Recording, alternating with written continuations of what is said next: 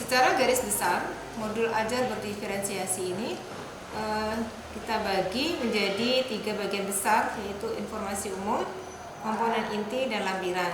Di informasi umum ada identitas modul, elemen, capaian pembelajaran, kompetensi awal, P5 yaitu profil pelajar Pancasila, kemudian sarana dan prasarana, target peserta didik, model dan metode pembelajaran, materi pembelajaran, pemetaan, dan penerapan pemetaan.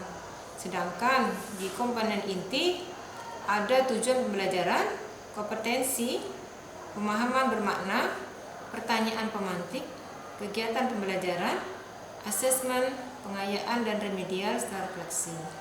Kemudian yang berikutnya di bagian lampiran akan saya tayangkan, yaitu 1. Angket bakat dan minat peserta didik, angket kesiapan belajar peserta didik, tabel pemetaan berdasarkan kesiapan belajar, tabel pemetaan berdasarkan minat belajar, LKPD atau lembar kerja peserta didik, asesmen diagnostik, asesmen formatif dan sumatif, dan asesmen diri atau self assessment. Di identitas modul tertera nama penyusun, yaitu saya sendiri, Wiwit Trimarmi SPT, Satuan Pendidikan Man 1 Lebak Barat. Kelas yang saya ajarkan adalah kelas 10 untuk fase E. Mata pelajaran prakarya dan kewirausahaan, aspeknya kerajinan. Alokasi waktu 2 kali 90 menit atau 2 kali tatap muka. Tahun penyusunan 2022. Elemen yang akan saya ajarkan adalah elemen observasi dan eksplorasi. Dari elemen ini, capaian pembelajarannya adalah peserta didik mampu mengeksplorasi desain produk kerajinan Nusantara berdasarkan aspek ergonomis dan nilai ekonomis dari berbagai sumber. Adapun tujuan pembelajarannya adalah mengeksplorasi. Yang pertama adalah mengeksplorasi bentuk, bahan, alat, dan teknik produk kerajinan Nusantara yang ekonomis. Yang kedua, menganalisis potensi nilai ekonomis produk kerajinan berdasarkan potensi sumber daya Nusantara. Adapun profil pelajar Pancasila, dimensi yang terkait dengan pembelajaran ini adalah dimensi kebinekaan global, dengan elemennya adalah elemen mengenal budaya, mengenal dan menghargai budaya. Kemudian dimensi bernalar kritis, dengan elemennya adalah elemen memperoleh dan memproses informasi dan gagasan. Untuk sarana dan prasarana, produk fashion, sarana yang saya gunakan adalah 1. Produk busana fashion dan aksesorisnya yang mencerminkan pengaruh budaya Nusantara disertai dengan contohnya. Kemudian LKPD atau lembar kerja peserta didik. Kemudian alat tulis dan alat gambar seperti pensil warna, cat air untuk membuat ragam hias. Kemudian jurnal siswa, kemudian laptop atau komputer, kemudian kamera atau HP untuk mendokumentasikan proses eksplorasi. Sarana berikutnya adalah ruang belajar di dalam dan di luar kelas yang cukup dan memadai. Kemudian tautan sumber digital atau video, buku referensi mengenai produk fashion, busana Nusantara, dan objek-objek budaya Nusantara. Model dan metode yang saya gunakan dalam modul ajar ini adalah model pembelajaran discovery learning. Dan metodenya adalah diskusi dan tanya jawab. Kemudian pendekatan pembelajarannya adalah scientific dan TIPEC. Materi pembelajaran untuk materi kerajinan ini adalah ragam hias. Materi pokoknya adalah ragam hias Nusantara pada produk fashion. Rincian materi pembelajarannya adalah 1. Perkembangan fashion Nusantara untuk aspek faktual.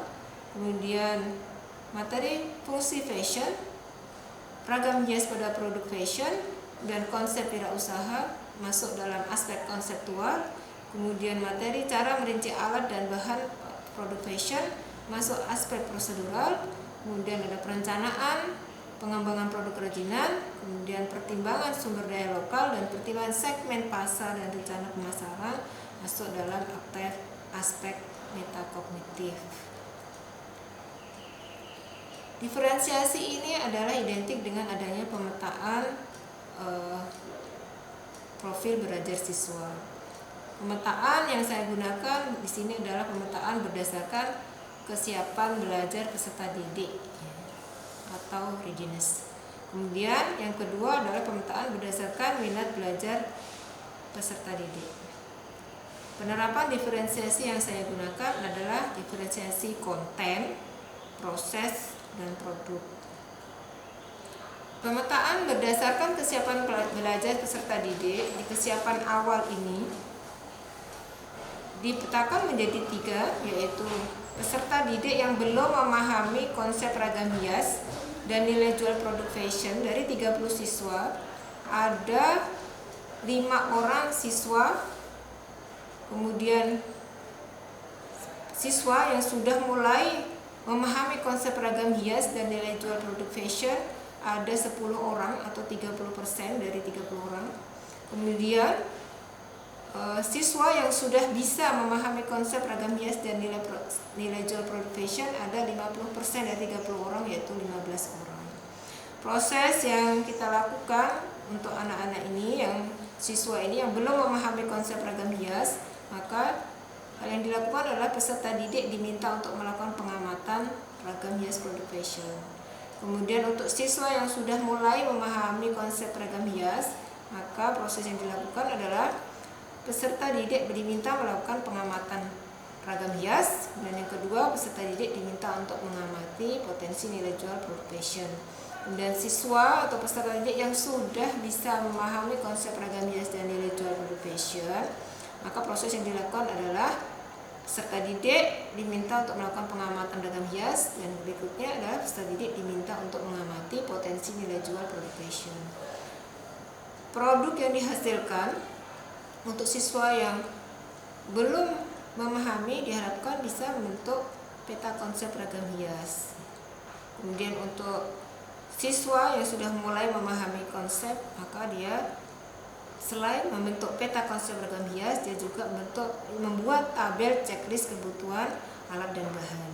Kemudian untuk siswa yang sudah bisa memahami konsep ragam hias, maka produknya adalah selain peta konsep ragam hias, dia juga mampu membuat tabel analisis nilai jual produk fashion. Berikutnya, pemetaan berdasarkan minat belajar peserta siswa. Ini setelah kita memberikan angket minat dan bakat, maka kita petakan menjadi 3, yaitu siswa yang mempunyai minat menulis, kita anggap sebagai kelompok A. Kemudian siswa yang mempunyai minat untuk menggambar, kelompok B. Dan siswa atau peserta didik yang punya minat berhitung, kita masukkan dalam kelompok C. Konten yang kita gunakan pada pemetaan ini adalah ragam hias Nusantara pada profession. Proses yang dilakukan untuk siswa yang punya minat menulis, maka yang dilakukan adalah peserta didik dibimbing untuk mencatat dan mengidentifikasi jenis ragam hias profession. Dan yang kedua, peserta didik memahami dan mendata masalah yang dihadapi oleh calon pembeli dan bagaimana produk bisa menjawab kebutuhan atau keinginan mereka. Kemudian untuk siswa yang punya minat menggambar, maka proses yang dilakukan adalah peserta didik dibimbing untuk menggambar pola ragam hias Nusantara jenis naturalis, yaitu untuk tumbuhan dan hewan. Kemudian peserta didik secara berkelompok mengamati segmen pasar produk fashion melalui literatur perpustakaan. Untuk siswa yang punya minat berhitung, maka proses yang dilakukan adalah 1. Peserta didik dibimbing menggambar pola ragam hias jenis geometris, karena ini menggunakan pola dan ukuran yang berulang. Kemudian yang kedua, peserta didik secara berkelompok melakukan analisis cara meningkatkan nilai jual produk. Produk yang dihasilkan untuk siswa yang punya minat menulis, yang diharapkan adalah mampu membuat tabel jenis dan fungsi ragam hias, kemudian tabel kuesioner mengenai berbagai jenis busana dan aksesoris yang menarik dan bernilai jual. Kemudian untuk yang punya minat menggambar, maka produknya adalah gambar ragam hias naturalis dan peta konsep segmen pasar produk fashion. Dan untuk siswa yang punya minat berhitung, maka produknya adalah gambar ragam hias geometris dan tabel analisis dalam meningkatkan nilai jual produk. Tujuan pembelajaran adalah untuk mengeksplorasi, kita sudah masuk pada kegiatan inti, mengeksplorasi bentuk, bahan, alat, dan teknik produk kerajinan Nusantara ergonomis, menganalisis potensi nilai ekonomis produk kerajinan berdasarkan potensi sumber daya Nusantara. Dari tujuan pembelajaran tadi, maka kita dapat pecah menjadi beberapa kompetensi. Yang pertama adalah peserta didik memahami perkembangan fashion Nusantara untuk tahap kognitif 2 atau C2 dan aspek faktual. Kemudian kedua, peserta didik dapat memahami fungsi fashion. Kemudian berikutnya, yang ketiga, peserta didik dapat mengamati ragam hias Nusantara pada produk fashion C3. Yang keempat, peserta didik mengeksplorasi gagasan atau ide ragam hias Nusantara pada produk fashion masuk C4. Kemudian yang kelima, peserta didik akan menyusun hasil analisis nilai ekonomis dari produk fashion yang akan dibuat masuk C3 dengan aspek metakognitif.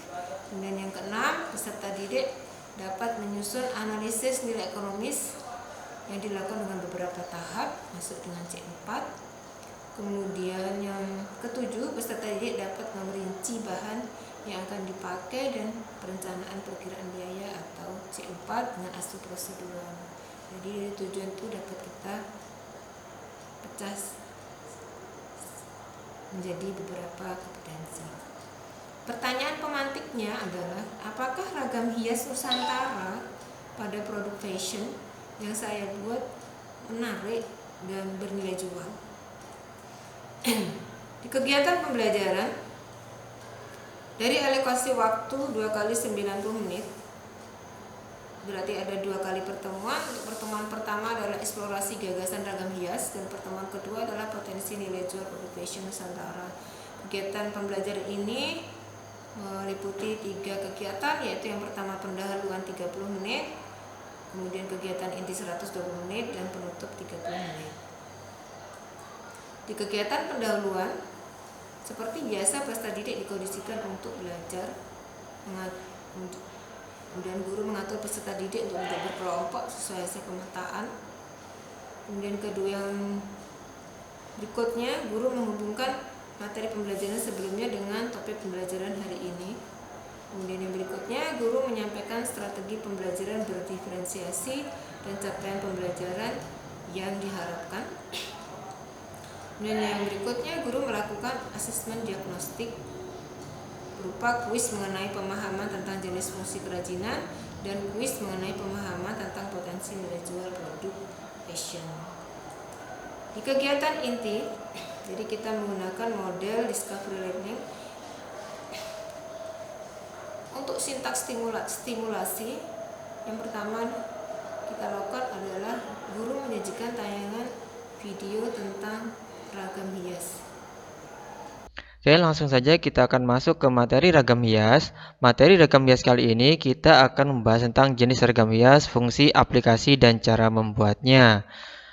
Nah, pastikan untuk cara belajar online di channel ini, yang pertama kalian harus memiliki akun YouTube. Bagi teman-teman yang sudah memiliki akun Gmail, nah itu bisa langsung login menggunakan YouTube.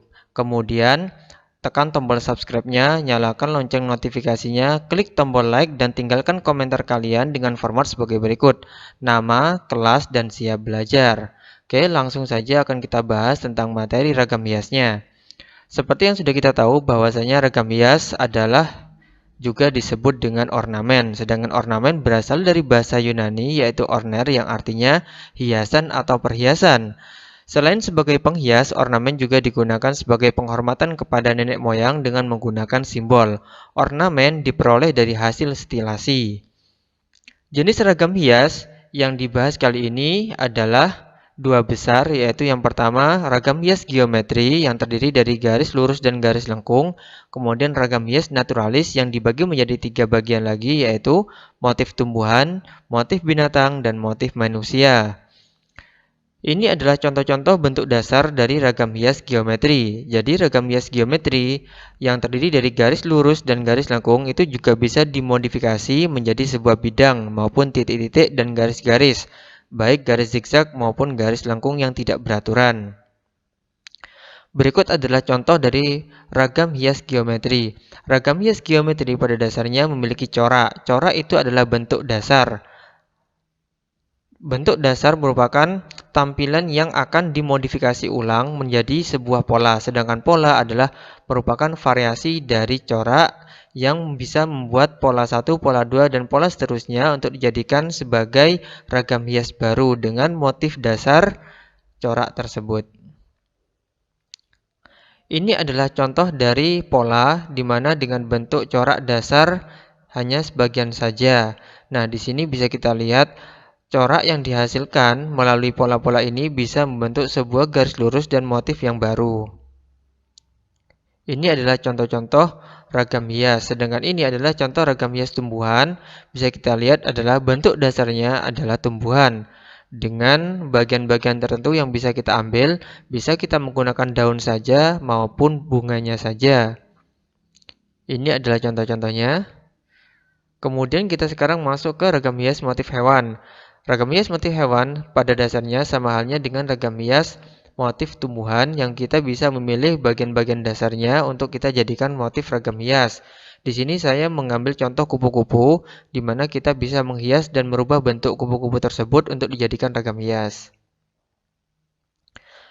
Ini adalah contoh-contoh penerapan ragam hias geometris, dan juga selanjutnya kita akan melihat pola penerapan ragam hias pada benda-benda yang lain. Kalau yang ini itu adalah penerapan pada kain yang disebut dengan kain batik, sedangkan ini adalah ragam hias yang diterapkan pada topeng, dan ini adalah bentuk ragam hias campuran antara ragam hias geometri maupun ragam hias naturalis atau tumbuhan. Ini adalah contoh ragam hias naturalis yaitu flora atau tumbuhan. Ini adalah contoh ragam hias figuratif. Ini adalah contoh ragam hias campuran antara figuratif maupun tumbuhan. Kemudian ini adalah contoh ragam hias toraja yang merupakan ragam hias geometris yang terdiri dari pola garis lurus dan pola garis lengkung. Kemudian ini adalah ragam hias dari toraja, yaitu ragam hias hewan, yaitu kepala banteng, dan di bagian backgroundnya adalah ragam hias geometris dan ragam hias naturalis tumbuhan. Ini adalah penerapan ragam hias pada kotak, penerapan ragam hias pada kayu, penerapan ragam hias pada alat musik, penerapan ragam hias pada bangunan,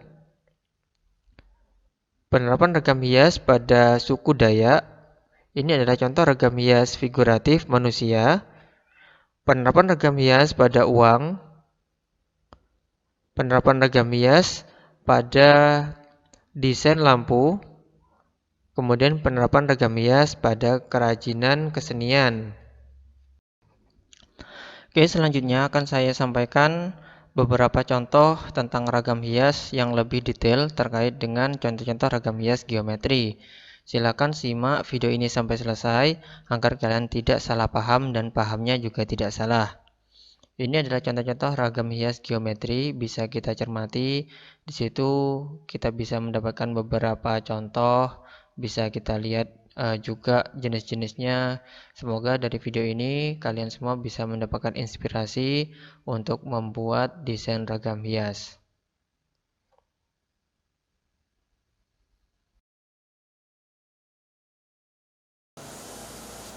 Jadi di tahap stimulasi, guru menyajikan tayangan video tentang ragam hias. Berharap siswa terus mengamati tentang berbagai macam desain ragam hias. Kegiatan yang dilakukan pada sintaks stimulasi ini peserta didik mencermati isi video, kemudian melakukan pengamatan terhadap berbagai fungsi produk fashion Nusantara yang potensial dan banyak yang tersedia di lingkungan tempat tinggalnya. Setelah itu, guru dapat mulai menyampaikan materi yang kemudian dilanjutkan dengan diskusi kelas. Peserta didik mendiskusikan objek budaya Nusantara yang dapat diangkat sebagai sumber gagasan ragam produk fashion. Sintaks berikutnya adalah problem statement. Setelah peserta didik melihat tayang video tentang aplikasi ragam hias pada produk fashion, guru mengajukan beberapa pertanyaan pemantik. Apakah ragam hias Nusantara pada produk fashion yang saya buat menarik dan bernilai jual? Kegiatan inti berikutnya adalah pada sintaks data collection. Kegiatan yang dilakukan pada sintaks ini adalah, di sini sudah kita menerapkan tentang diferensiasi pada peserta didik. Yang pertama, dari hasil pemetaan persiapan belajar, guru melakukan penerapan diferensiasi 1, yaitu diferensi konten. Hal yang dilakukan adalah peserta didik yang belum memahami konsep ragam hias dan potensi nilai jual produk fashion akan dibimbing kembali. Kemudian peserta didik yang sudah memahami konsep ragam hias dan potensi nilai jual langsung melanjutkan pengamatan. Yang B, diferensiasi yang kita lakukan berikutnya adalah diferensi proses. Yang pertama, peserta didik yang gagal dalam observasi maka akan dibimbing kembali. Kemudian peserta didik yang mampu melakukan observasi melalui produk fashion maka akan dilanjutkan ke tahap pembuatan produk. Kemudian yang C adalah diferensiasi produk. Peserta didik yang dapat mengisi lembar hasil pengamatan dengan baik dan benar dapat melanjutkan ke tahap mengerjakan produk berikutnya. Setelah pemetaan itu, maka peserta didik dikelompokkan menjadi 3 kelompok berdasarkan minatnya, yaitu kelompok A minat menulis, kelompok B minat menggambar, dan kelompok C minat berhitung. Berikutnya yang ketiga, peserta didik sesuai kelompoknya melakukan pengamatan terhadap berbagai fungsi produk fashion Nusantara yang potensial dan banyak tersedia di lingkungan tempat tinggalnya. Apa saja yang diamati? Kelompok A mengamati jenis bahan dan alat produk fashion, mencatat fungsi fashion melalui literatur perpustakaan. Kelompok B mengamati macam dan ragam hias di lingkungan sekitarnya. Dan kelompok C mengamati potensi jual produk fashion. Yang keempat, pada sintaks data collection ini, guru menugaskan peserta didik untuk melakukan eksplorasi di luar kelas, baik di toko atau sanggar menjahit di wilayah setempat. Dan yang kelima, peserta didik membuat instrumen pengamatan sesuai kelompoknya. Untuk kelompok A, yaitu yang minat menulis, maka instrumen pengamatannya adalah berupa data checklist bahan dan alat produk fashion. Yang kelompok B, untuk minat menggambar, maka instrumen pengamatannya adalah berupa min map atau peta konsep ragam hias. Kemudian yang kelompok C, untuk minat berhitung, maka instrumen pengamatannya berupa kuesioner mengenai berbagai jenis busana dan aksesoris yang menarik dan bernilai jual. Sintaks berikutnya adalah verification. Kegiatan yang dilakukan adalah dari analisis hasil instrumen pengamatan setiap kelompok, membuat kesimpulan bahwa ragam hias pada produk fashion yang memanfaatkan objek budaya Nusantara sangat diminati dan mempunyai nilai jual. Sintaks yang terakhir yaitu generalization. Kegiatan yang dilakukan adalah guru meminta setiap kelompok peserta didik untuk mempresentasikan hasil pengamatan mereka menggunakan media PowerPoint. Yang kedua, guru mengkritisi hasil pengamatan peserta didik. Yang ketiga, peserta didik melakukan penyempurnaan laporan pengamatan tentang ragam produk fashion. Di kegiatan penutup, pada bagian ini guru mengajak peserta didik untuk melakukan refleksi. Jadi bentuk contoh refleksi peserta didik ini adalah, apakah saya dapat menganalisis informasi dari berbagai sumber yang tersedia untuk mendapatkan gagasan ragam hias Nusantara pada produk kerajinan fashion. Kemudian refleksi berikutnya, apakah kebudayaan setempat di lingkungan saya mempengaruhi identitas diri saya. Yang kedua, guru mengarahkan agar hasil pengamatan eksplorasi didokumentasikan ke dalam jurnal siswa. Kemudian berikutnya adalah peserta didik menyusun asesmen pribadi atau self assessment mengenai sumber gagasan produk fashion yang dapat dilihat pada lampiran di bawah ini. Dan yang keempat, guru memberikan asesmen pribadi, masih terlampir asesmen pribadi peserta didik mengenai kemampuan gagasan dan budaya. Asesmen atau penilaian terbagi menjadi 3, yaitu 1 asesmen diagnostik, yaitu asesmen di kegiatan pembelajaran awal, Yang kita berikan adalah kuis mengenai pemahaman tentang jenis-jenis fungsi kerajinan, kemudian asesmen formatif berwujud penilaian kognitif. Instrumennya adalah lembar penilaian pengetahuan, kemudian penilaian afektif, instrumennya lembar penilaian sikap, kemudian penilaian psikomotor. Instrumennya adalah lembar penilaian keterampilan, yaitu unjuk kerja, produk, portofolio, dan kinerja. Kemudian yang berikutnya adalah rubrik penilaian kemampuan peserta didik dalam menentukan nilai ekonomis produk. Semuanya terlampir pada lampiran. Kemudian lembar kerja peserta didik. Asesmen sumatif berupa penilaian harian dan penilaian akhir semester. Lampiran-lampiran yang pertama adalah angket bakat dan minat peserta didik, kemudian angket pemetaan kesiapan belajar siswa atau peserta didik, kemudian lembar kerja peserta didik, asesmen diagnostik, dan asesmen formatif. Berikut adalah tayangan lampirannya. Yang angket seperti ini. Jadi ini adalah contoh angket untuk minat tadi, sehingga ditemukan minat berhitung, minat menggambar, dan minat menulis. Jadi di sini dikasih pertanyaan-pertanyaan sampai tahap scoring. Berikutnya adalah angket pemetaan kesiapan belajar peserta didik. Di sini adalah contoh angketnya. Jadi pertanyaannya sangat setuju, setuju, tidak setuju, sangat tidak setuju. Berikutnya adalah KPD tentang mengobservasi produk fashion, aksesorisnya, dan objek budaya Nusantara. Berikutnya adalah asesmen diagnostik atau pembelajaran. Jadi pertanyaannya yang diberikan untuk kesiapan belajar siswa. Kemudian asesmen formatif, contohnya adalah PH1, PH2. Untuk PH1-nya adalah eksplorasi gagasan fungsi bahan, dan PH2-nya adalah tugas analisis ekonomi. Dan di asesmen formatif juga ada rubrik penilaian kemampuan peserta di dalam menentukan nilai ekonomis produk dengan tentang nilai yang tertera pada tabel atau rubrik di bawah ini. Demikian tayangan modul ajar berdiferensiasi dari saya. Semoga memberikan manfaat. Terima kasih atas perhatiannya. Mohon saran dan kritik yang membangun. Demikian, Assalamualaikum warahmatullahi wabarakatuh.